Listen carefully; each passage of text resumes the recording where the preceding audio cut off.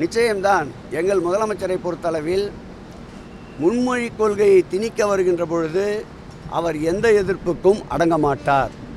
எதிர்ப்புக்கு அடங்காத ஒரு தலைவர் தான் எங்களுடைய தலைவர். இந்த ஆட்சியின் மீதும் மக்களின் மீதும் விருப்பத்திற்கு மாறாக எதை திணித்தாலும் தமிழகத்திலே இருக்கின்ற ஒவ்வொருவரும் அதற்கு வெகுண்டெழுவார்கள்.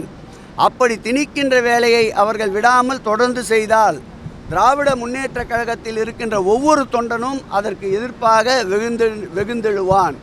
ஆகவே அரசியல் செய்வதற்கு எதுவும் இல்லாத சூழ்நிலையில் திரும்ப திரும்ப கோயாபால் தத்துவத்தின்படி ஒரே பிரச்சனையை அண்ணாமலை எடுத்து கொண்டிருக்கின்றார்.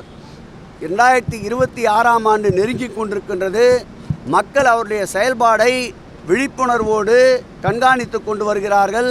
அதில் பெறப்படுகின்ற அடி இந்த தேர்தலில் பாரதிய ஜனதாவிற்கு தமிழ்நாட்டை பொறுத்தளவில் மரண அடியாகத்தான் இருக்கும்.